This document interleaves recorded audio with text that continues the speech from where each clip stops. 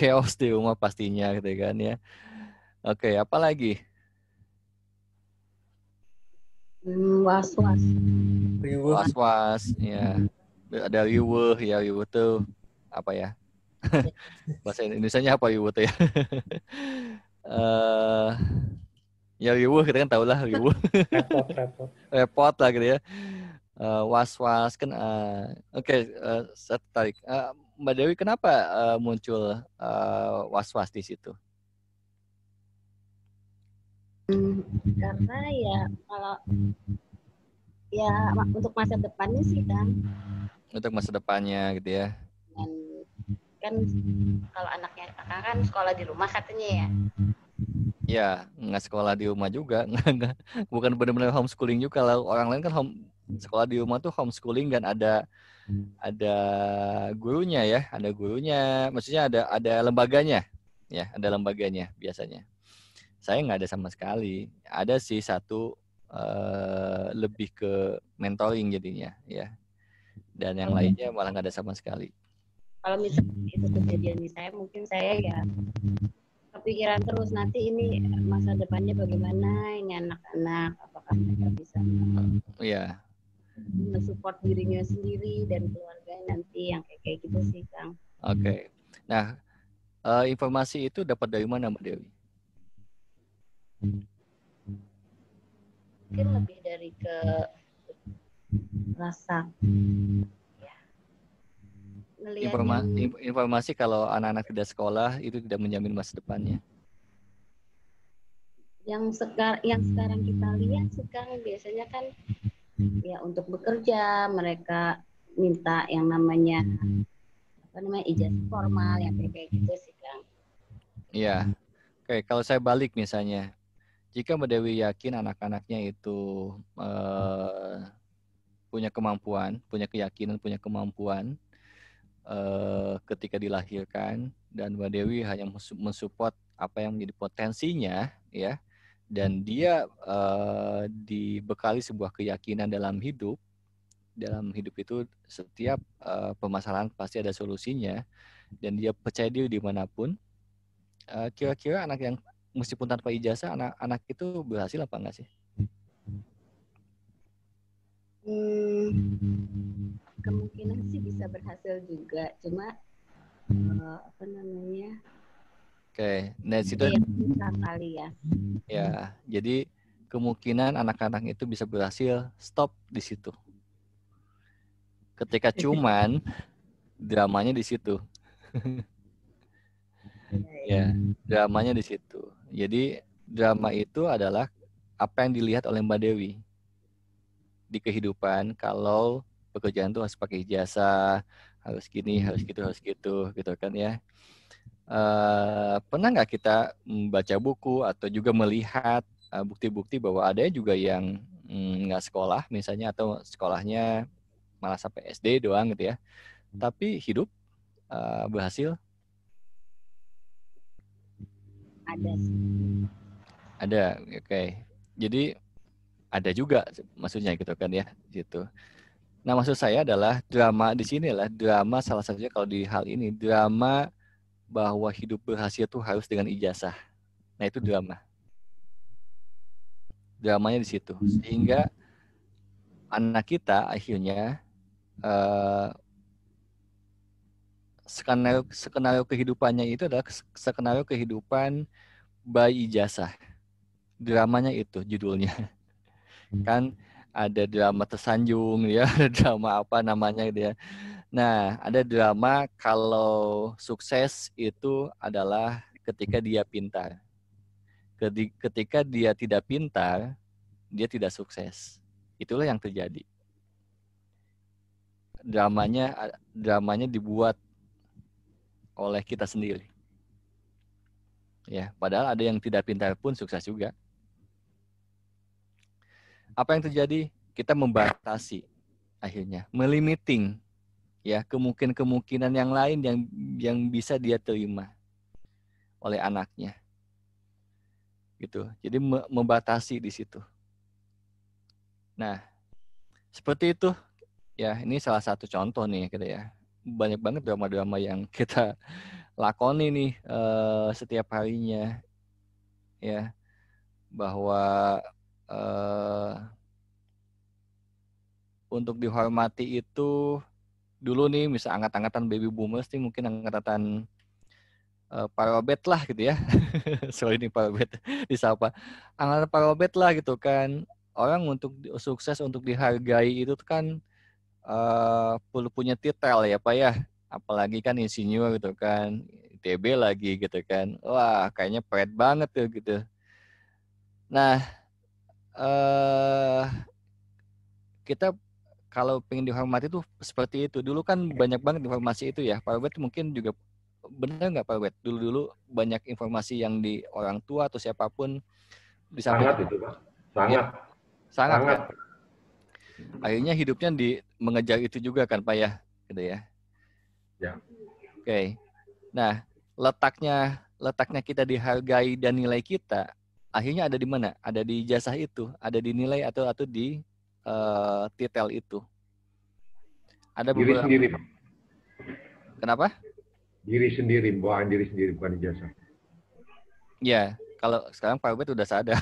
Kalau kemarin-kemarin kan enggak.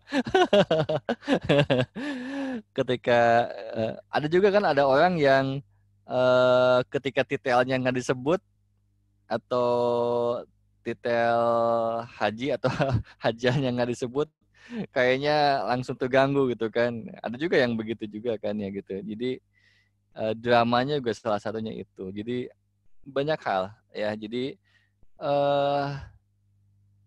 bayangkan kalau tanpa oh nih nyatanya juga ketika ada beberapa orang yang sudah jadi ya menjabat di misalnya pemerintahan, ketika sudah mulai pensiun, apa yang terjadi? Post power syndrome kan ya? Post-power syndrome. Gitu. Kenapa? Letaknya ada di situ. Karena dia hidup dengan konsep, dengan drama itu. Ya, bukan menjadi dirinya sendiri gitu kan. Dia tidak menyadari bahwa dia hanya memakai konsep ya. Kalau sudah sadar memakai konsep, ketika lepas pun nggak apa-apa. Karena saya hanya memakai aja.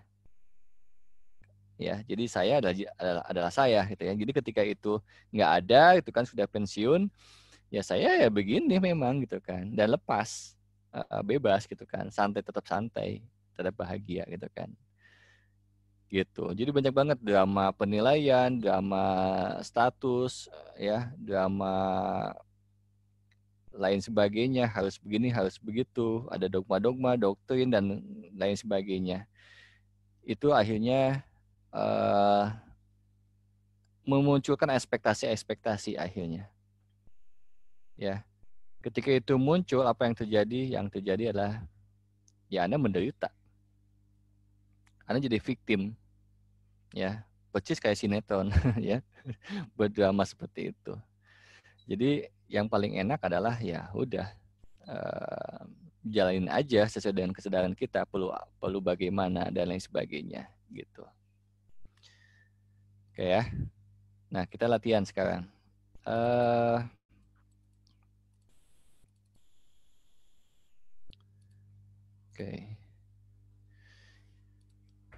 Oke, dari ini lima dimensi doa yang sering kita bahas ya.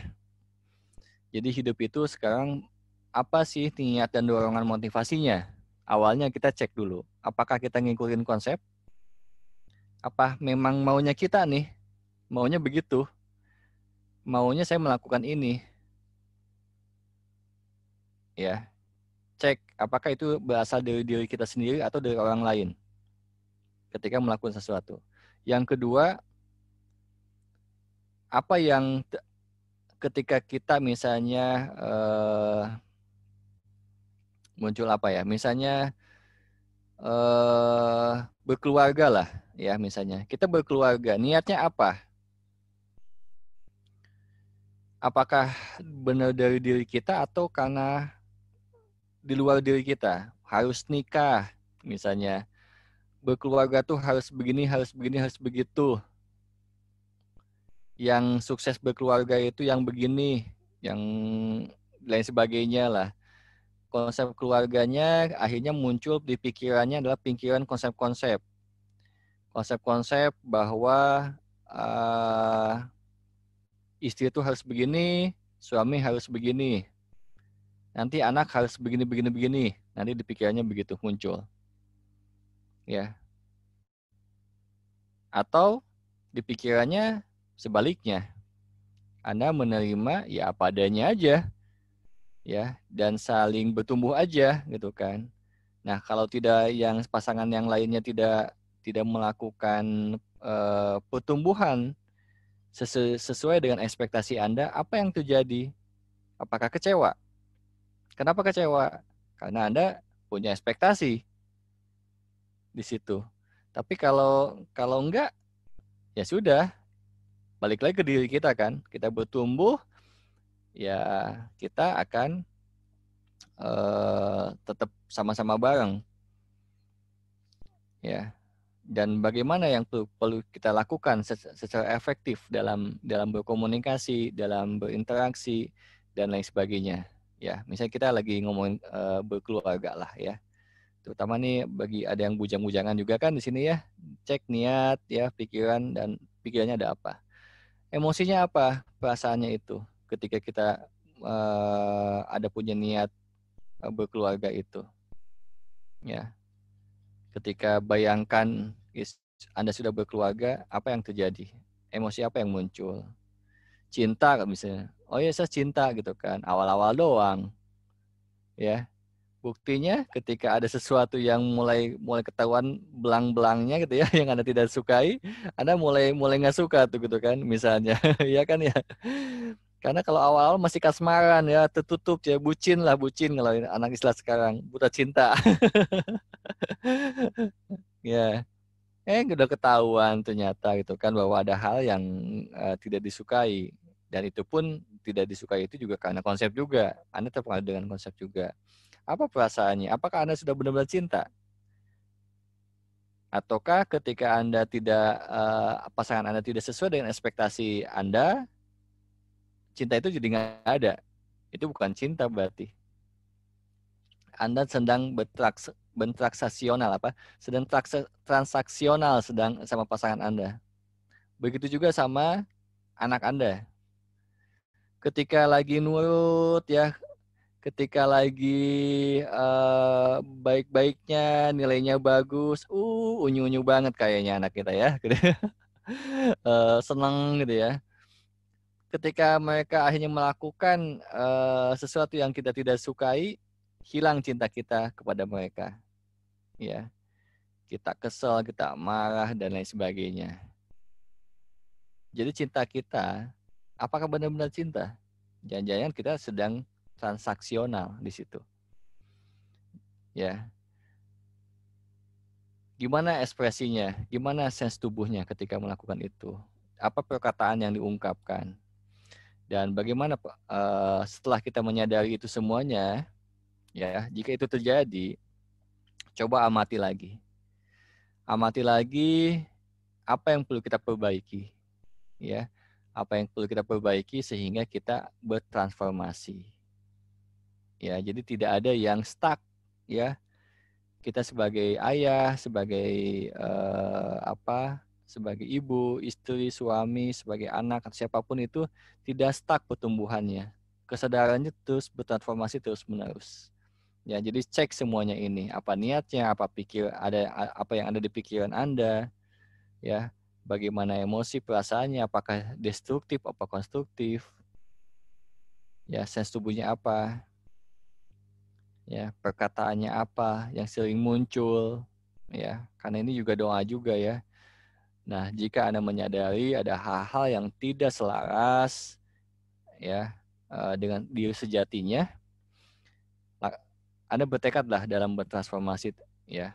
Apa yang perlu saya ubah nih? Apa yang perlu saya hentikan dan lain sebagainya. Oke. Sekarang misalnya Anda fokus pada diri Anda saat ini ya. Ketika ada pertanyaan, apa yang terjadi? Apa yang akan dilakukan? Pada saat ini ya, pada saat ini nih. Jawab di benak Anda deh. Apapun yang terjadi pada diri Anda saat ini, di lingkungan Anda saat ini, ya, apa yang terjadi? Silakan jawab dalam benak Anda. Apa yang akan dilakukan?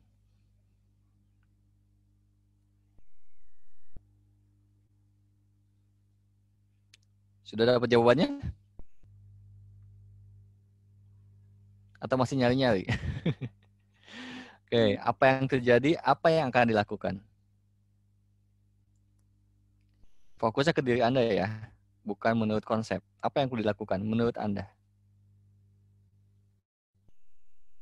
pada apa yang terjadi saat ini? Ini pertanyaan sulit apa mudah sih?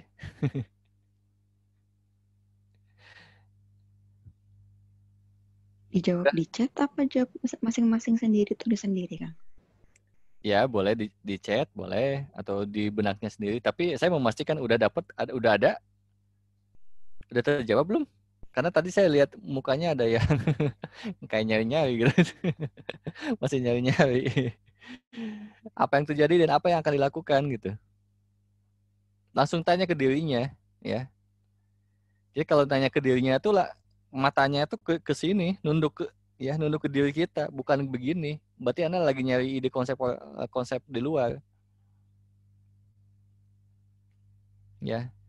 Begini itu berarti kan Anda sedang, kalau orang lain gimana ya kayak gitu. Kalau lingkungan gimana ya? Menurut mereka itu gimana ya kayak gitu. Tapi kalau begini, oke, apa ya yang terjadi? Oke, apa yang saya putuskan? Oh, oke. Nah, gitu. Ini yang saya lakukan gitu kan. Bukan gini, oke, ini yang saya lakukan. Ini yang harus saya lakukan, siapa yang mengharuskan gitu. Diri Anda apa orang lain? Oke. Siapa diri Anda? Jawab saat ini. Bisa menjawabnya? Tak susah. Baru di 2 pertanyaan ini, Fit. Siapa diri Anda?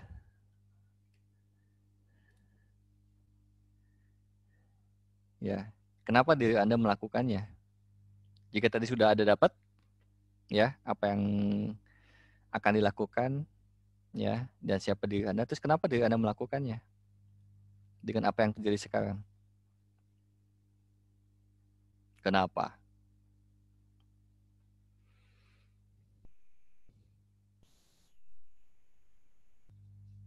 Apakah itu karena orang lain juga? Ada juga kan kayak, aduh kalau anak saya begini, begitu, yang dikhawatirkan saya takut dinilai tidak menjadi ibu yang baik, ya. Saya takut dinilai orang tua yang gagal oleh siapa? Oleh orang lain, oleh keluarga besar saya dan lain sebagainya. So, Anda pun dalam hal ini masih jadi robot. Ya, sorry to say. Jika Anda masih begitu, Anda masih jadi robot, ya. Dikontrol oleh orang lain, gitu. Oke, di mana Anda akan melakukannya?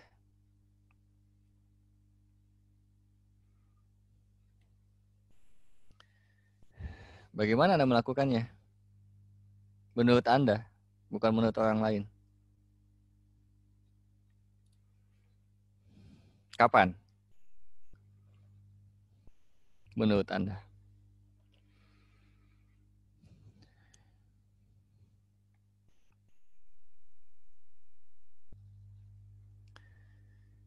Oke.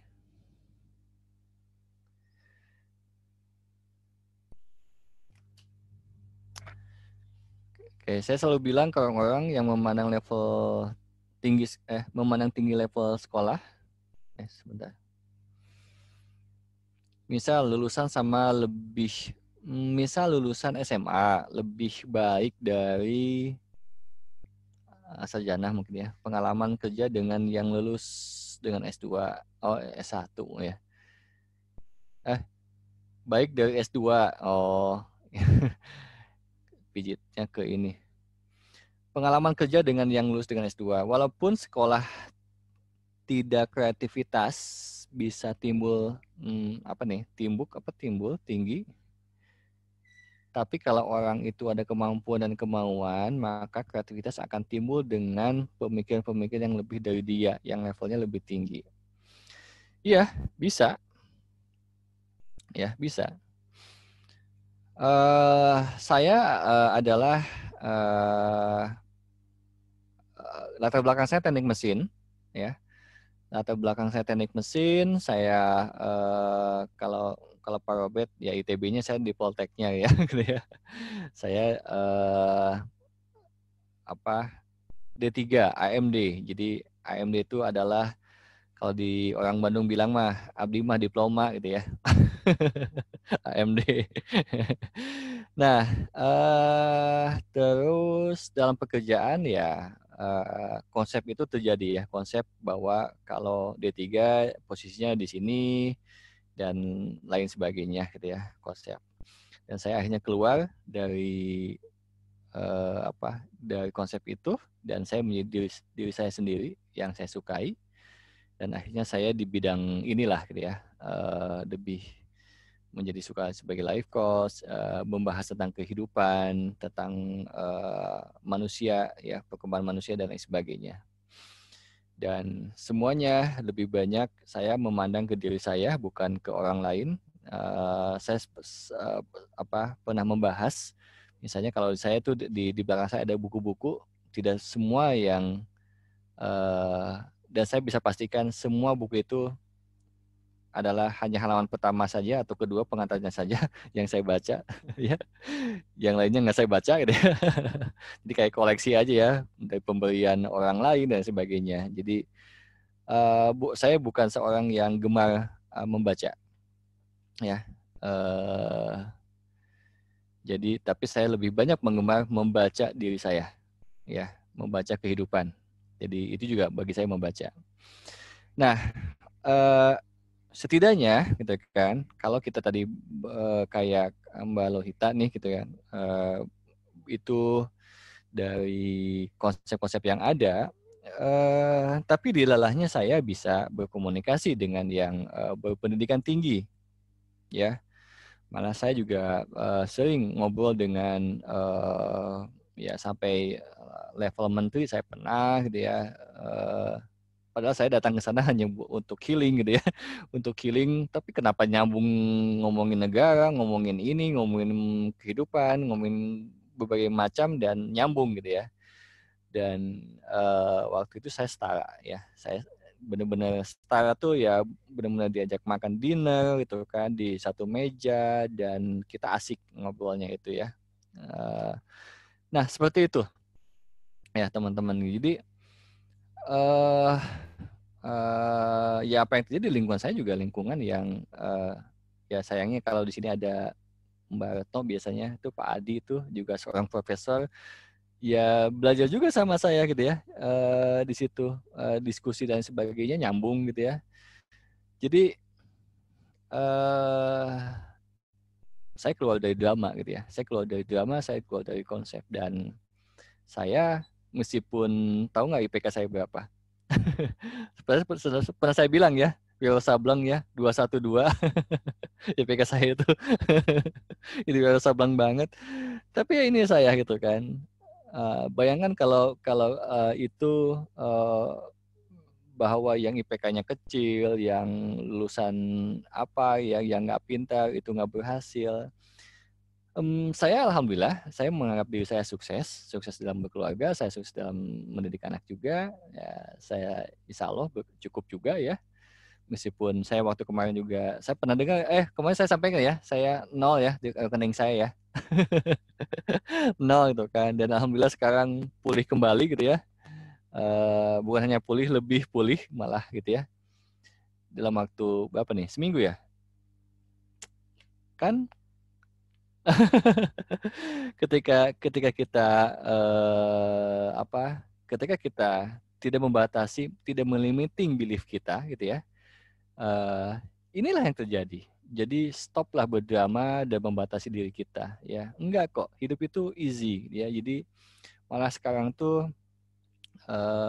dengan pembelajaran kemarin, saya lebih mengalir banyak peluang-peluang yang saya dapatkan gitu kan. Itu luar biasa. Jadi kita banyak banget hidup kita merasa susah gitu ya, karena kita dibatasi oleh konsep-konsep drama-drama yang dibikin oleh nggak tahu oleh siapa-siapa ya, mungkin sama golongan-golongan si ontohot gitu ya, itu yang membatasi diri kita, yang membuat kita tuh seolah-olah underestimate terhadap diri kita ya, underestimate juga dengan kehidupan ini, seolah-olah kehidupan ini tuh harus begini, siapa yang mengharuskan itu sih gitu kan.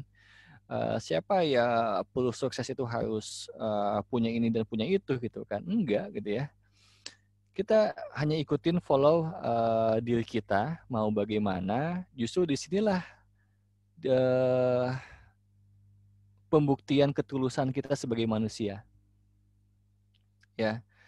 Misalnya bayangkan gini, kita konsep bahwa bekerja itu untuk mencari nafkah, untuk mendapatkan uang. Itu konsepnya yang dibentukkan. Itulah dramanya. Dan itu ada di pikiran kita, menjadi rules, ya. Jadi aturan. Apa yang terjadi? Apa yang terjadi adalah ketika kita bekerja adalah pasti aja terkontaminasi lintasan uang itu. Ketika kita akhirnya punya job desk yang lebih dari seharusnya, kita mulai komplain karena gaji kita sama kok, ya nggak dinaikin, kenapa job desk saya jadi lebih banyak nih gitu kan. Disitulah kita berdrama, ya kita berdrama, kita protes, kita dan sebagainya, ya makanya sebenarnya kalau fokus ke diri kita, justru disinilah muncul ketulusan itu. Ketika bekerja, ya sudah bekerja saja, ya dan apa yang dimaui oleh diri kita dalam mengeksplor potensi kita di saat itu ya lakukan sebaik mungkin. Jangan dibatasi, jangan bikin drama bahwa potensi kita dibatasi oleh gaji kita. Sehingga akhirnya ketika dibatasi sama gaji, potensi kita hanya dibatasi oleh batasan gaji itu, misalnya gitu. Ya. Seolah-olah kita dikontrol sama gaji, padahal kita maunya mengeksplor. Ya. Misalnya kayak gitu. Tadi karena Mbak Yayu tadi ngomongin keluarga, anak misalnya. Kita membatasi rasa sayang kita sama anak karena anak kita tidak nurut atau tidak sopan sama kita misalnya. So kalau begitu, yang diri kita sejati kita sebenarnya pengen menyayangi anak, pengen tulus, apapun yang terjadi kita menerima anak apa adanya, tapi karena dibatasi oleh konsep bahwa anak itu harus nurut, harus berbakti dan segala macam, itu tidak terjadi akhirnya. Dan kita akhirnya berdrama di situ, ya, berdrama cemberut lah, ngambek lah, dan lain sebagainya, ya. Jadi nggak ada yang benar dan salah sih, silakan aja, itu kan kesukaan masing-masing, ya. Jadi jika Anda pengen lapang hidupnya, easy gitu kan kehidupannya, ya ikutilah the truth-nya, ya. The true self-nya itu mau apa, ikutin. Jadi ketika kita berubah, tapi Kang, udah stop, jangan pakai tapi, udah berubah ya sudah, putuskan mau ngapain dan apa yang perlu dilakukan, ya begitu. Bisa dipahami ya teman-teman, yang dimaksud saya tentang drama-drama kehidupan yang itu akhirnya tersimpan di memori kita, di pikiran kita, dan akhirnya menjadi sebuah drama, ya. Hati-hati. Banyak lagi bahwa kadang-kadang solusi-solusi itu juga drama juga, misalnya apa ya, adanya hantu, kita bikin solusi adanya Ghostbuster, ya. Nah, Ghostbuster itu juga drama juga ya, jadinya. Jadi perhatikan apakah yang perlu kita lakukan itu adalah dari diri kita.